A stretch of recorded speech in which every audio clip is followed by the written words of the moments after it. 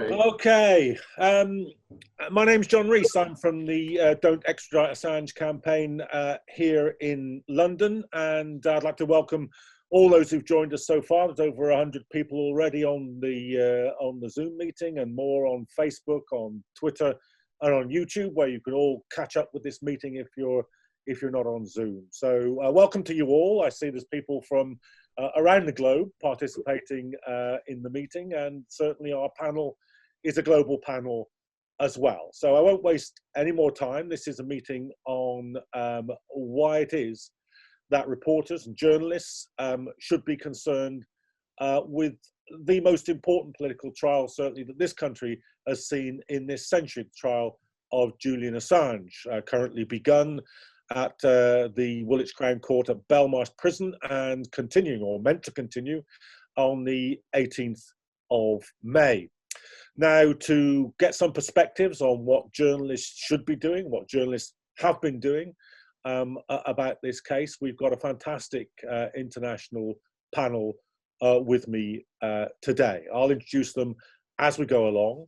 But first, I'd like to call on John Pilger, who's an internationally renowned, award-winning journalist. His most recent documentary on the National Health Service was shown on British television and in theatres just before Christmas. Couldn't have been more timely, but he's also a long-term supporter of Julian Assange. He's joining us from Australia, so it's a good evening to you, John, and just give us your views really on where we are with the Assange case. Thanks, John, and thank you for arranging this. It's terribly important. There's no more important case, in my opinion, than Julian's. Julian has become the touchstone for so much of our understanding and misunderstanding of the world we're living in. First of all, the sheer injustice that has been dished out to Julian, and it's always worth reminding people. I'm sure the audience probably needs no reminding, but Julian has been convicted of no crime. He's never been charged with any crime in Britain. He is in a prison that caters for some of the most serious cases. He is a remand prisoner, and his situation, as you said, is that his extradition hearing is due to start in May, though that's probably unlikely under the present circumstances. And yet he's not on the list of so-called non-violent prisoners that Buckland, the Justice Minister, Secretary, is considering or is beginning to release from prisons to protect them from the spread of coronavirus throughout the prison system. Britain has 83,000 people in prisons, the highest number in Europe. Many of them are in dense and unsanitary conditions. As I understand that Julian is back in solitary confinement,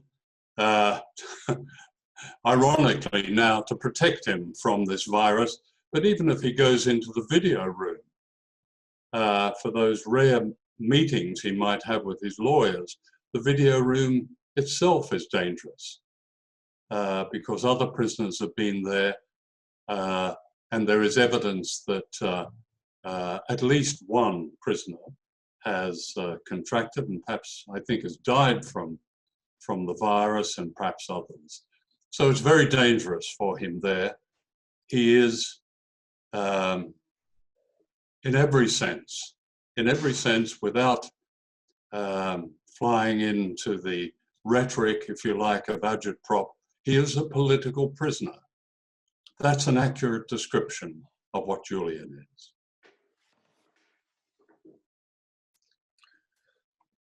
Okay, John, thank you very much for that introduction. And I'm sure we'll be pursuing many of the issues that you raised in the Q&A. I can already see questions coming in from our audience on some of those issues. But before we move over to you to ask those questions, I want to introduce Stefania Maruzzi, who will be well known, I think, to campaigners on the issue of freedom for Julian Assange. She's done some absolutely first-class investigative journalism, perhaps all too rare in the mainstream media these days. She's revealed a good deal of the truth of what we know about the run-up to Julian's extradition hearing, and we're very, very happy to welcome her to this broadcast today. So, Stefania, do give us your view about, well, I suppose specifically about what it is that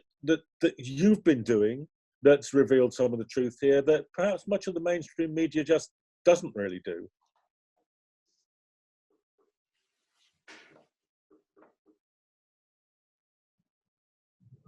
Okay, thank you for your kind invitation. And basically, you have to realize that in the last 11 years, I have worked on all the WikiLeaks documents, publishing the very same documents WikiLeaks has published since 2009. And I have been able to do this completely safely. I was never put in prison. I was never questioned.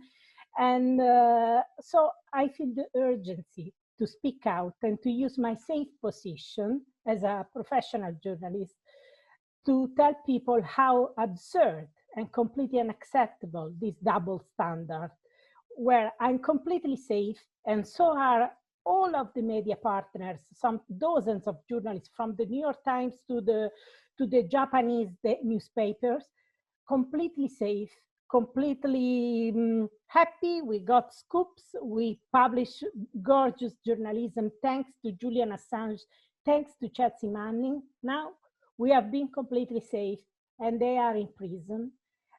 Chelsea tried to commit suicide 3 times. Julian has spent 10 years confined and then now is in a high security prison. He can die any moment if he gets infected by coronavirus.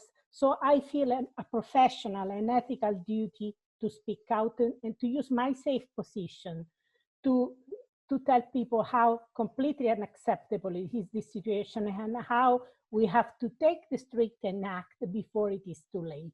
In 2015, when Julian had already spent 5 years confined, 3 of them in the embassy without even an hour outdoor. We give an hour outdoor to some of the worst mafia people who killed children.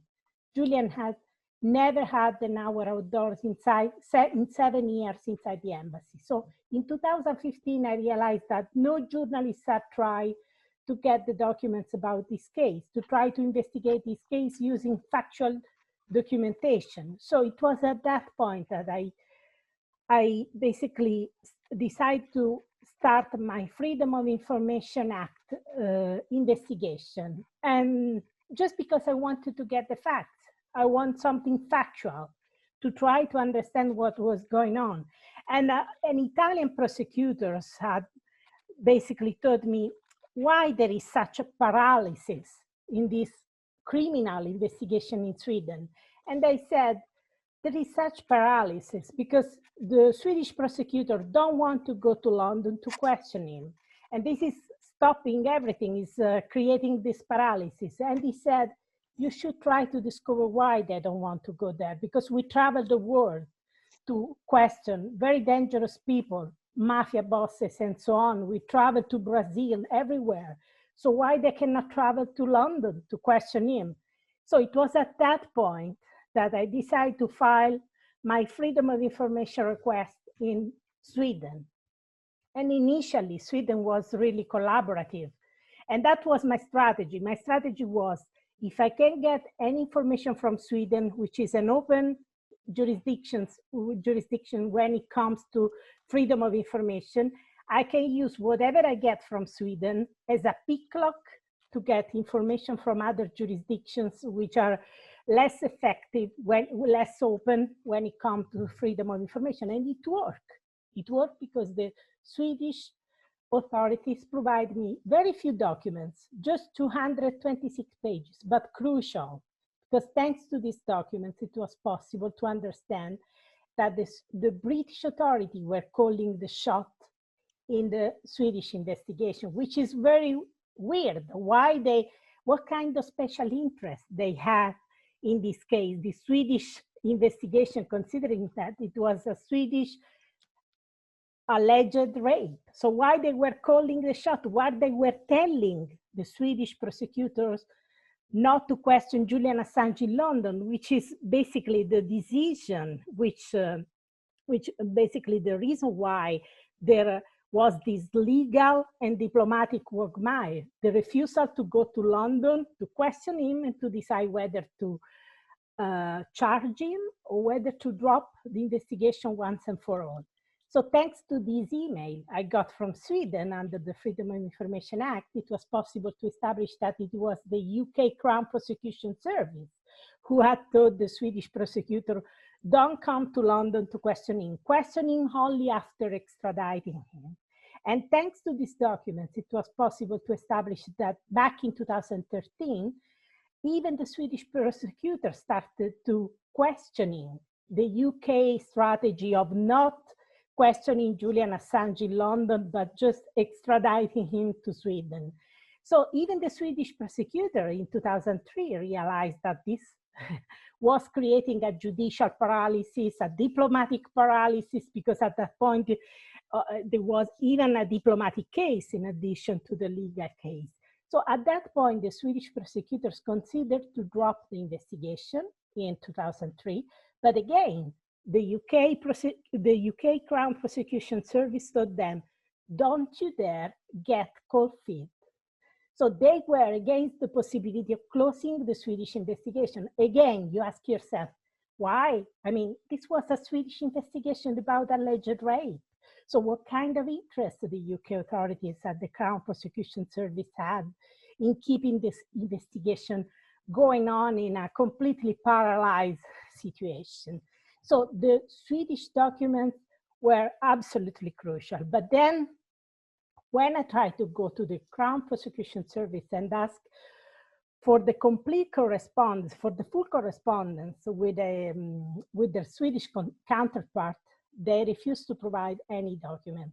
So at that point, I have to sue them, getting lawyers, and we went to the tribunal. At that point, a few weeks before going to the tribunal, appearing before a tribunal, they started releasing me some documents highly redacted, but these documents were really important. Why? Because thanks to these documents, my lawyers and I discovered that they had destroyed crucial emails about the case, because they were telling us, we did provide you all the documents we have, and we discovered gaps. So for example, there were no emails about the week Julian had basically took refuge in the embassy. It was impossible that during that week, the Swedish prosecutor and the UK Crown Prosecution Service had not communicated. There were no emails about the week Julian Assange had obtained asylum. Again, it was impossible that in that week they had no communicated. There were no emails about the week Julian had. Can you hear me? All is well, the audio? Yes, it's fine. Yes. Okay. So basically, thanks to these gaps, we discovered, my lawyers and I asked the UK Crown Prosecution Service, could you please explain why there are these crucial gaps in your correspondence? And it was at that point that they said, we don't know, we destroyed the documents. And we say, why you destroyed the documents? These are crucial documents about a criminal case which is still ongoing, is highly controversial, is high profile. Why did you destroy the documents? To this day, we are still fighting to discover why they destroyed the documents. No authority, no UK authority has asked a kind of inspection or investigation on the destruction of crucial emails. And I'm still fighting in the UK, in Sweden, in US, and Australia to get the full documentation. You have to realize that the UK Crown Prosecution Service is basically the very same agency in charge of the US extradition request. And they have this story of destroyed documents, telling the Swedish prosecutors not to question him in London. So it's very suspicious the way they have behaved in this case. And now they are in charge of the UK extradition request. And before the tribunal, during my freedom of information litigation, they openly said that they will treat this extradition like an extradition of a mafia killer or a drug dealer or whatever. This is completely unacceptable. You cannot treat a journalist who's exposed war crimes, who exposed torture, who exposed serious human rights violation as you are extraditing a drug dealer or a mafia killer. You cannot accept this. For me, it's completely unacceptable. And so I'm still fighting to get all documentation. I have 7 lawyers fighting in 4 jurisdictions, 7 lawyers working for very little. And I'm tremendously grateful to them for this work because I want to get the facts. As a journalist, I need to get the facts and I don't want to give up. I want to use my safe position as a journalist to get Julian out of Belmarsh, to get him free and able to expose war crimes, and to get free and safe all the WikiLeaks journalists, because I feel this duty. Stefania, thank you very much for that. And that brings me now to our final speaker. He was the ABC news chief in the Middle East. He's written for Newsweek, he's written for The Observer. He's been a very strong supporter of Julian Assange. So it's a great pleasure to welcome Charles Glass. He's on the line from Italy. Charles, I hope you're safe, and please do tell us your view on the political situation as it affects this case. Well, I think one thing, maybe it is appropriate to be in Italy at the time of COVID-19 during this ordeal for Julian. I read a piece recently in Consortium News by Ray McGovern, former intelligence agent, American intelligence agent, who's now in something called the Veteran Intelligence Professionals for Sanity, who asked a very pertinent question. If WikiLeaks were running at full speed, as it was before Julian was confined because of the Swedish charges, wouldn't a lot of those whistleblowers have felt safe to bring their information to WikiLeaks about COVID-19 in the very early stages to alert the public about what was really happening and to push aside all the disinformation that was coming out that caused the long delays in governments dealing with this problem? WikiLeaks was the safe locker for whistleblowers who wanted to bring to the attention of the public serious wrongs in the world, but without risking imprisonment themselves or loss of livelihood themselves. Remember that not many places are safe depositories. Remember back in 1983, when a British civil servant, Sarah Tisdall, knew that the British government was concealing the fact that the United States was going to deploy cruise missiles on British soil. Now, the Russians knew about this, their spies knew about this. It wasn't a secret in the intelligence community. But the British public didn't know that its landscape was going to be used in this way with the attendant risks to British safety. But it was a matter of public concern, whether you were for it or against it. So she, as a conscientious civil servant, tried to bring it to the attention of her superiors who pushed it aside. So she took it to The Guardian. And The Guardian published the information, quite rightly. But when the government demanded the papers that she had provided it from The Guardian turned it over. She ended up in prison. So people don't feel safe with The Guardian or with the New York Times. WikiLeaks was the safe place to go. Now its work is being constricted because its personnel are working most of the time to try and save Julian's life, to try and prevent either his dying of COVID-19 in Belmarsh prison or being sent to the United States and spending the rest of his life 175 years under the Espionage Act charges, the rest of his life in a federal maximum security prison with people like El Chapo, the drug king, and mass murderers, serial killers, in solitary confinement for the rest of his life, where he would probably die long before his natural life ran out. This fate for Julian, either in Belmarsh or in American federal prison, has to be avoided at all costs. And WikiLeaks has to stay up and running as this place where whistleblowers can safely tell us, the public, what's going on. And I think one of the terrible tragedies of this whole case has been the perversion of the British justice system in order to get one man. Stefania has brought out these documents which show clearly that this prosecution of Julian is political. He's not a criminal, that it was responding to American wishes, as it always does, but that it was willing to pervert the entire course of justice. The very week that Justice Barretzer sentenced Julian to 50 weeks for bail evasion, a man who had murdered someone and was on remand and had jumped bail was given 3 months. Now, how is it that an alleged murderer gets less time than a man who has not committed any crime?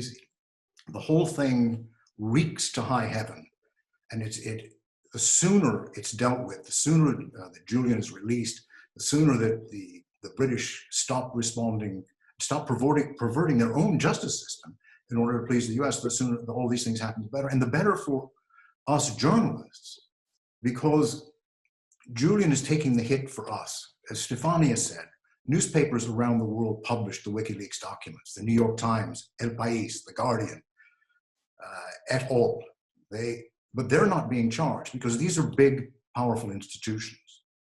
So the one who will take the hit was the man who provided them with the documents that gave them their scoops, that gave them their journalism prizes, that gave them their headlines.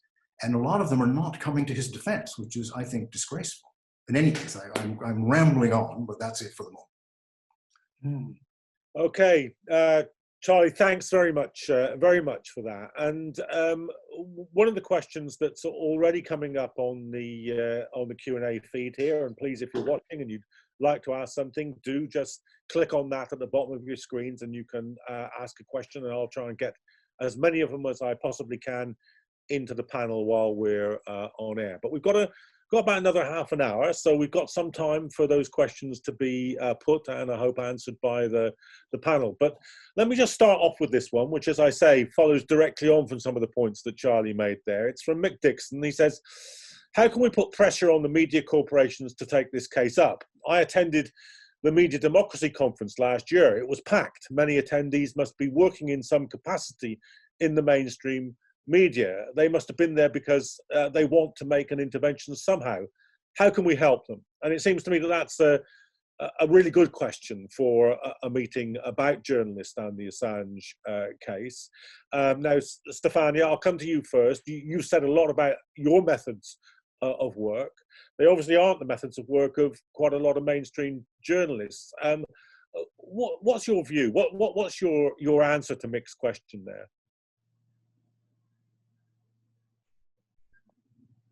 Stefania, we just need to... Okay.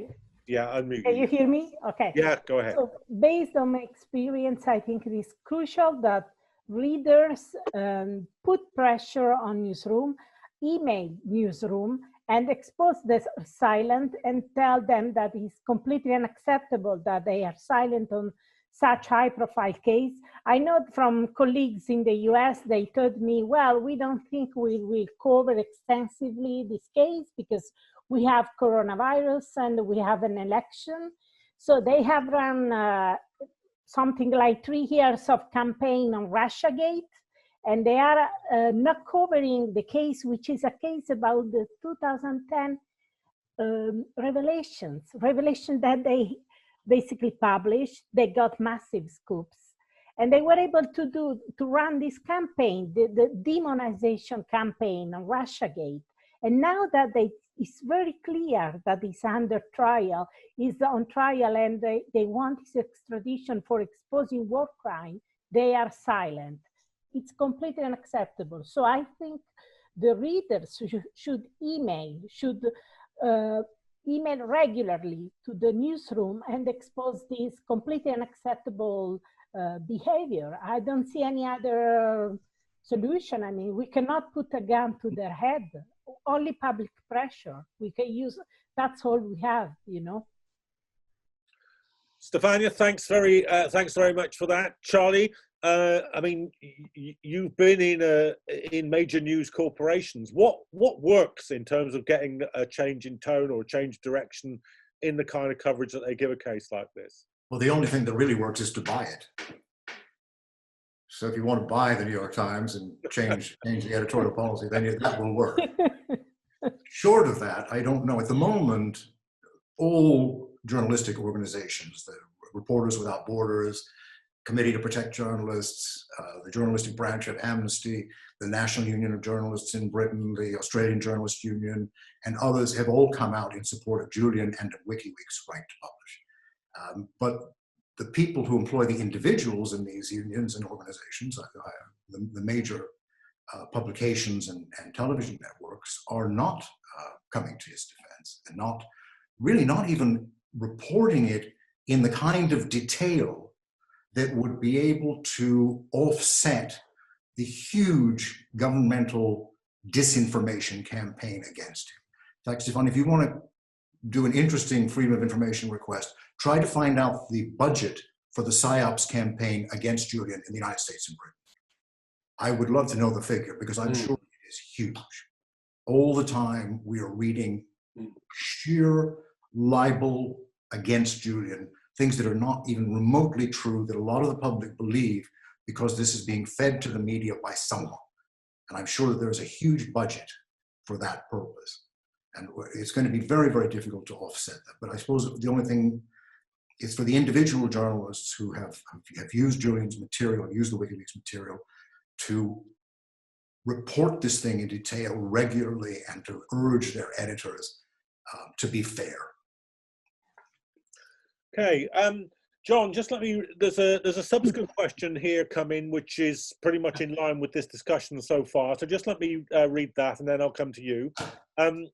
Kieran Tierney writes, I'd like your thoughts on how the major media outlets which benefited most from his leaks, the Guardian and the New York Times, seem to have been so quick to abandon Julian once he generated too much heat or no longer served a purpose for them. Now, this is a long and complex story, obviously, and it's had more than one twist in it, hasn't it? Because there's been a lot of hostility after they originally published the WikiLeaks revelations, but then more recently, when it became clear that actually Julian had been right all along, and the question was extradition to the United States, we've had the Guardian change its editorial line. So there've been a few twists and turns in this. I know when I've spoken to Julian in jail, he said, look, it's not quite right to say that we don't have some mainstream media support. Actually, we do, and we shouldn't minimize that. So John, what's your view of exactly where that balance is lying at the moment, and what can be done about making it better than it is? Yeah, I think we have to be very careful, John, in putting too much in store in this so-called balance. And I think enough has been said about the Guardian. The Guardian betrayed Julian right from the beginning. Much of what they reported on Julian was wrong. It was distorted. They won lots of prizes on it. I don't want to go on any more about the Guardian, but the Guardian is almost a case study of the very thing that we should be, in my view, abandoning. In my career as a journalist, I have to say, and I think it's worth looking at the broader landscape of the media. Something very serious has happened in recent years. I'm not sure exactly when, but I do know that the spaces that were once there within the media. And I'm talking mainly about the UK, which is my experience, but I think that's true all over the world, certainly probably in the United States. Those spaces that allowed in people like myself and others to do their work, even encouraged us, have closed. They don't exist anymore. And it's pie in the sky to think that they might exist.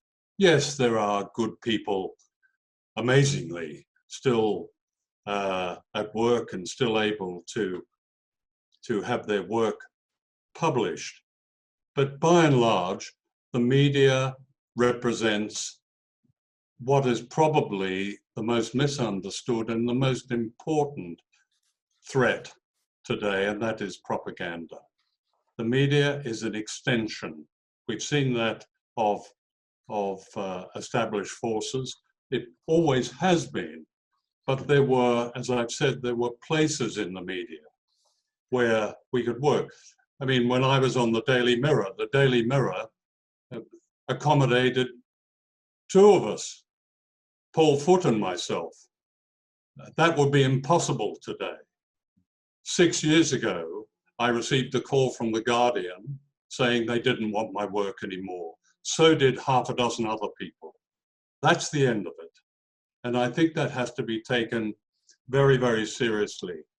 At the same time, journalism schools are turning out to become factories for so much of the mainstream media. We have to ask ourselves, why is the media like this? It's made up of people, it's made up of journalists. Yes, Mick mentioned those people in the meeting. Now, when I made a film about the role of the media in the invasion of Iraq, I had no trouble speaking to BBC people on condition that they would speak anonymously. None of them would speak to me. All were terrified of what would happen to their careers if they spoke to me. But still, I think it's an important campaign as part of understanding, first of all, of freeing Julian, but also bringing some kind of freedom back to the dissemination of information, of understanding in so-called democratic societies, that there is a movement of journalists within media organizations. I think many of them are susceptible to understanding what Julian represents. Now it's actually very, very clear cut. Julian, as Charlie described so well, is on his way to the most terrible life, or the end of his life, in the United States because he was a journalist. And I believe that a lot of the hostility in the mainstream media is that Julian and WikiLeaks, by example, shame so much of journalism. WikiLeaks did what journalists should have been doing for a very long time. WikiLeaks produced more authentic scoops than all the journalists combined. And it set in motion a kind of, it was almost as if Julian and WikiLeaks was revealing what the media had become, this closed shop, this agency of power instead of an agency of people. And that's something I think we really have.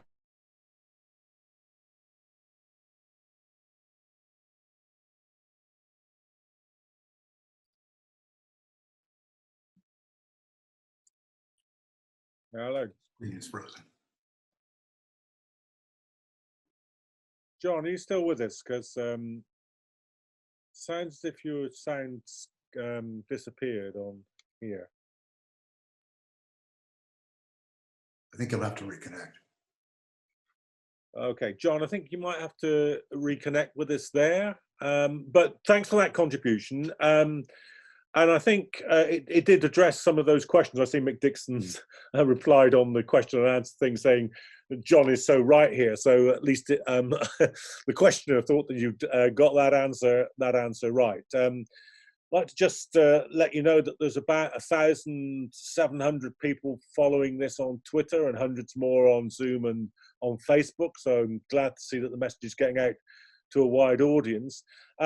Some of the people following us now are saying that they'd like to talk a little bit more about the immediate situation. Of course, as for the rest of politics, the coronavirus has altered the debate. Here in Britain, there's a very extensive debate has blown up about the way in which the government is treating prisoners altogether during this crisis. And I have to say that rather like the government's whole response to the crisis, its response to the plight of prisoners has been particularly bad. It's been promising for weeks now to release at least some prisoners in order to lessen the chance of infection in prisons. Prisons, of course, as Julian's QC Ed Fitzgerald said when they made a bail application for him, are petri dishes for the spread of the coronavirus. The government has been promising to release large numbers of low-risk prisoners. It hasn't even done that. The numbers are still in double figures, as I understand, not the 4,000 that the government talked about, let alone the 15,000 that various prison reform charities and indeed the Prison Governors Association are saying are necessary. So I'd just like to get perhaps to go back to Charles Glass, just to have your view about this. We're all speaking from lockdown, of course, and you mentioned Julian's condition. Do you think that there's now kind of, if you like, a shorter route or a more pressing question of Julian's release, at least on bail, because of this crisis? Well, clearly because of this crisis, he shouldn't be there at all. I mean, I'm as an old libertarian and a former prison visitor, I'm against people being put in prison for victimless crimes in any case. Julian, there are no victims to Julian's alleged crimes. He doesn't belong there. That's first. Most of the people in the prison are there for drugs-related offenses. They don't belong there. You shouldn't be in prison for taking drugs. You should be either at home taking your drugs or on a rehabilitation program, but you're not a criminal. So if you were to deal fairly in the justice system, we wouldn't have an overcrowded prison. You wouldn't have the highest prison population in Europe. But these are fundamental questions that should have been addressed long before this crisis, in which case there probably wouldn't be such a crisis in the prison system. But I mean, there seems to be a lot of hope about that COVID-19 will make us reconsider all of our priorities and the world will be a better place when it's all over. I doubt it. I think it'll go on pretty much the same way. I mean, if the First World War, when tens of millions of people died basically for nothing, didn't change anything, I don't think this will change anything either. Although I would like to think that it would. It is time to look at the whole prison system. It's time to look at the under-resourcing of the National Health Service, which should have been dealt with when the austerity program began, and it should have been stopped. The efficiencies that were forced on the NHS, efficiency meaning you only keep enough supplies for the day so that you don't have a large inventory piling up. Well, we see where that has led. It's led to health workers catching the virus because they can't be protected. There are lots of fundamental questions that this has thrown into relief, but which were always there, but were not being dealt with. I don't know that they will be dealt with later. Stefania, let me put that issue to you as well. I mean, well, both issues really. The immediate question of Julian's safety in prison and what can and should be done about that, but also the issue that Charlie raised there. I mean, if there were ever a moment when an organisation like WikiLeaks were necessary, trying to get transparency out of government institutions about the coronavirus crisis is surely it. Absolutely. I mean, and first of all, you have to realize that I feel the urgency to speak out about the situation precisely because of this coronavirus crisis, because I see at imminent risk, Julian Assange, because we know how bad the prison, he was not getting proper treatment even before. You can imagine now that there is such massive crisis and resources are very limited, and there is no chance to know what is really going on. If you try to file a freedom of information request in these days, it's highly problematic because they are busy with all sorts of people, all sorts of matters. So it's a real black hole. And in this black hole, they can do whatever they want. And I'm sure it will be very convenient for the UK authorities if Julian died out of coronavirus. No man, no problem. They will have not to face the problem of extradition and so on. So how convenient it would be for them. So I'm actually terrified about this situation. I'm actually terrified, especially if you consider how cruel they have been. I mean, if you go through the documents, the Freedom of Information Act documents I obtained from the Crown Prosecution Service, you realize they never, ever had any concern about this man inside the embassy, not allowing him to get treatment at the hospital, losing weight. How cruel his situation. And this cruelty is going on. They said, we won't release him because he's not serving a sentence. You know, they are not releasing him because he's not getting a sentence. This is completely mad. You should release people who are not serving a sentence, you know, and you should keep the very dangerous criminal in prison, or you should be careful they don't damage people. How mad it is admitting we are not releasing because he's not serving a sentence at all.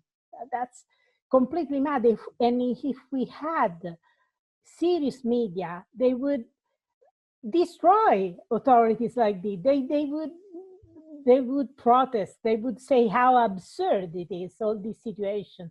You have to realize that when the Russian journalist Golunov was arrested, the Russian journalists basically tried to protect him.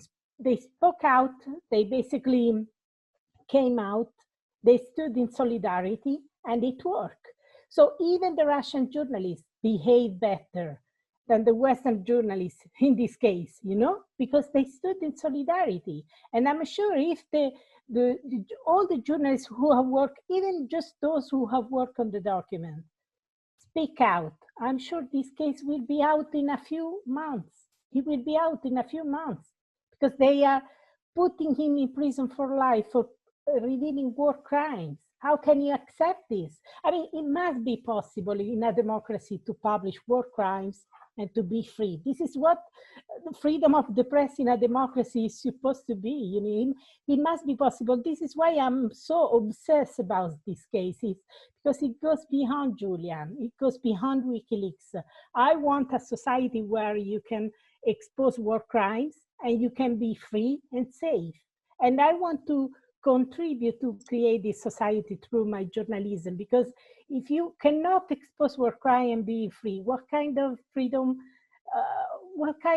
of the press you have? You know, you have the freedom of the press where you have the leaks, those approved by the government. We know that they publish, the New York Times, the Washington Post publish the leaks all the time, and they are authorized leaks, and they never have trouble. And when you don't have unauthorized leaks, unauthorized disclosures revealing war crimes, that's where you get in trouble and you have your life destroyed. So I want to fight for this reason, even beyond Julian, even beyond WikiLeaks, because I want to contribute to create a society like this. And this coronavirus crisis gives you the urgency to do this. I'm not sure if you realize that right now, as we speak in the UK, you have an intelligence agency, an infamous intelligence, an infamous intelligence firm, Palantir, by Peter Thiel. And the first time I learned about this infamous intelligence firm, collaborating with the CIA in Iraq, in Afghanistan, and with the immigration authorities in the US to to fight migrant refugees. The first time I heard in my life about them was thanks to Julian Assange, because Palantir was basically enrolled by the Bank of America to prevent WikiLeaks publishing their documents. And they prepared an anti-WikiLeaks plan, which was basically what really happened, a dirty war to destroy the reputation of Julian Assange and WikiLeaks. And this is what has happened. So this Palantir has now been contracted by the UK National Health System to fight coronavirus. I would get mad to have my health data in the hands of such people. I don't know why the UK newspaper are not making a fuss. I would be completely mad. So it's in these times where we are under lockdown, there is no freedom of information, there is little coverage. We are working from home, so we have limited opportunity to talk to people, to meet people, and so on. It is in this time that we mostly need adversarial journalism, the kind of leaks we have thanks to WikiLeaks. Right. So I want to fight, because it must be possible to do this kind of journalism. It must be possible to reveal war crimes and be completely free and safe, you know? Okay. Stefano, thanks very much. John, let me come to you. There are some journalists, I think now, even some mainstream journalists actually, very concerned about the fact that Julian's trial is planning, or the judge plans for it to reconvene and go ahead on the 18th of May. Now, there's a requirement in this country that justice be seen to be done, that it be public justice. But what many journalists are saying is that it's difficult to see how that trial can be opened again in Belmarsh Magistrates Court just 9 days after the government has said that it's going to begin ending the lockdown. Now, we don't even know if the government can stick to that timetable. It hasn't managed to do so far. In your view, can there be a continuation of this trial which is fair under these conditions? John, I think it's a wider thing there. And before, I mean, the Guardian must have shares in Zoom, I think, before I was lost. It's about journalism, and I accept that those two mainstream journalists you're probably quoting out of all the thousands that have remained silent during Julian's ordeal might be raising this question.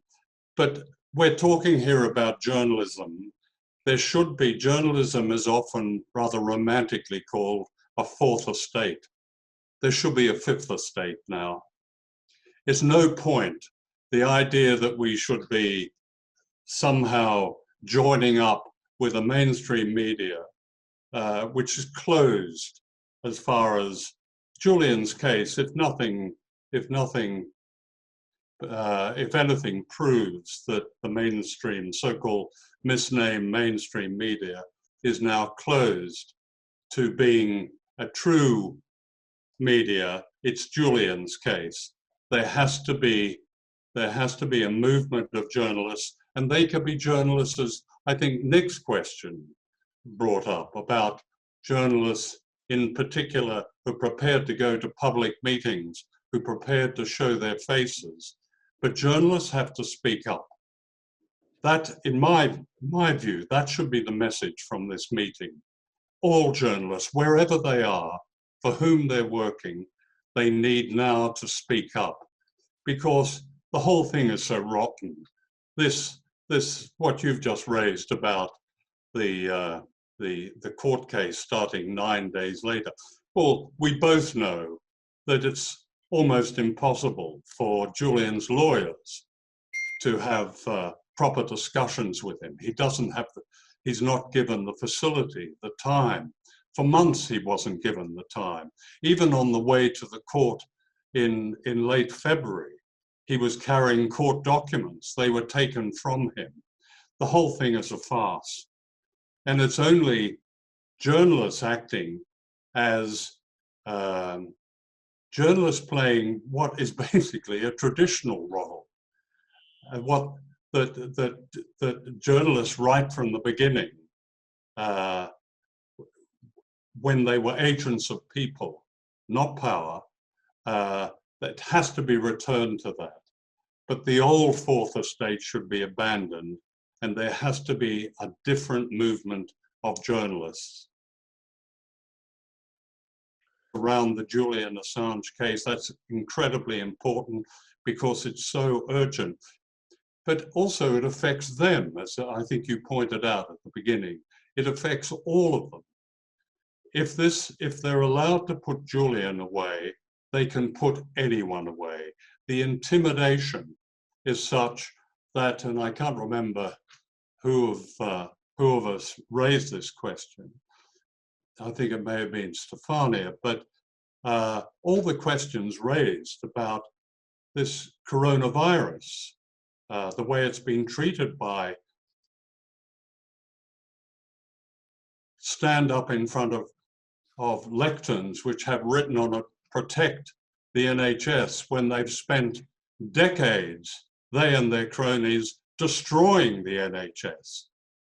You know, how much of this do we take? How much of this do journalists take without speaking out, without investigating it? Hancock talking about personal protective equipment, one lie after the other. The same with Michael Gove talking about testing per month, one lie after the other. Now, why hasn't there been the kind of journalism that have held these people to account during this coronavirus crisis? I would suggest a lot of it has to do with their own fear that what has happened to Julian, even if it's subliminal, what has happened to Julian might happen to them. That has to end. Journalists are either going to be real journalists or not at all. That's a terribly important thing, and it should be said to young journalists, those who come into the craft even with an idealism, and they still do, that it has to change. Because without journalism, people don't have a voice, and that's what's been lost here. Okay, thanks very much. Thanks very much, John. And there's a number of questions, as you would expect, saying what can we do, how can we campaign? So just before I come back to the three panelists for a final round of questions, we've been going for an hour now. I just want to say this, campaigning always makes a difference. So if you don't follow the Don't Extradite Assange Twitter feed or Facebook page or Instagram or YouTube, please do. That always helps. We always need money to campaign. If you can make a donation, please do, and please participate as fully as you possibly can in any of our activities. When we get back on the streets, please join us there. But in the meantime, do share this. The last time we did a broadcast like this, it was seen by some 80,000 people in the 24 hours after we made it. That's pretty much coming up on the Guardian's daily sale at the moment. So don't lose faith in the ability of social media to play a role here.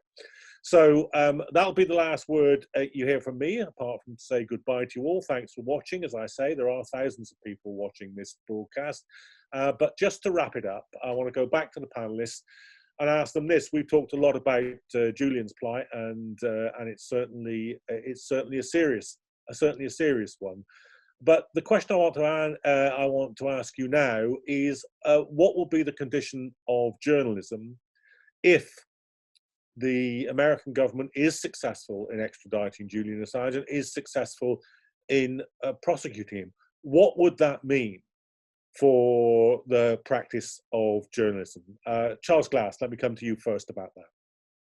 Well, I think more than the practice of journalism, it'll be the safety of people like Chelsea Manning or Sarah Tisdall or Clive Ponting, if you remember, or Daniel Ellsberg, the people who bring information to journalists, either directly or through WikiLeaks, where will they go?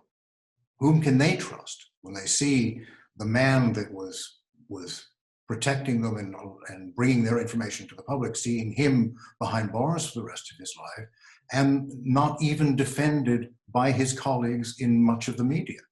I think that'll be a bigger problem. Much of journalism today, in any case, if you pick up a newspaper or watch a broadcast, 75% of it is about fashion and actors and the Kardashians. Very little of it is serious news reporting. So I don't think the effect on journalism as it is practiced today will be as great as the loss of potential sources for the serious information we need to make decisions about our lives.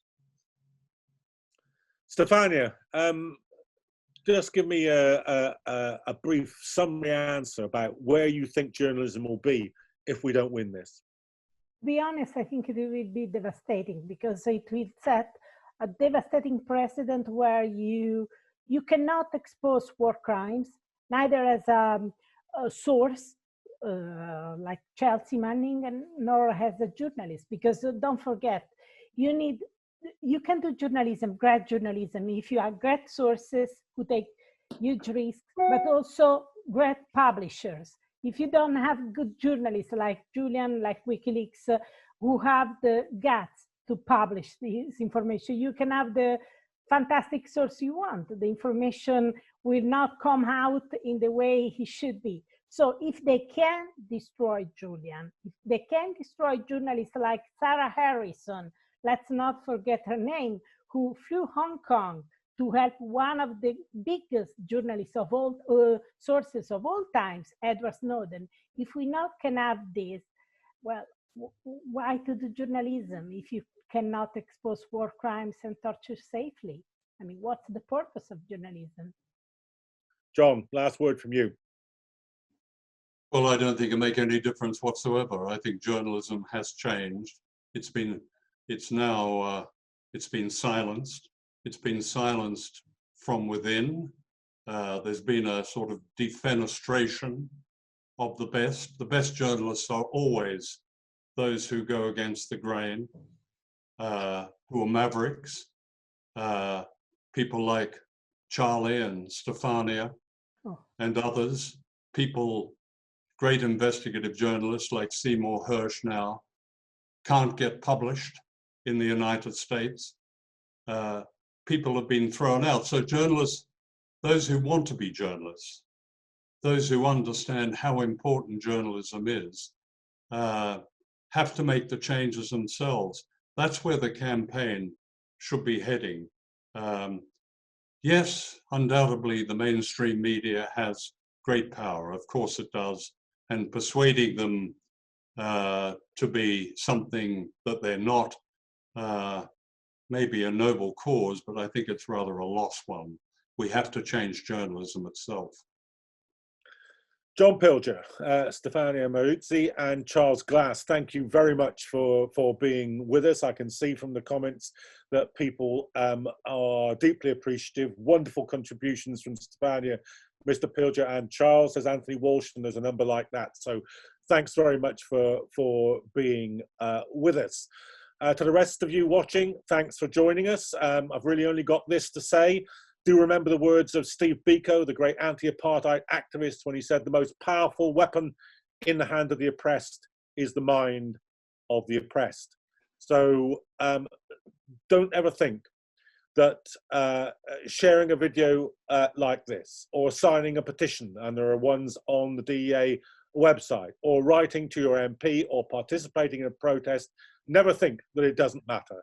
That's the thing that's sustaining your freedom. It'll be the thing that ultimately wins Julian Assange his freedom. So stay strong, stay organized, and thanks very much for joining us. Thank you. Thank you. Thank you.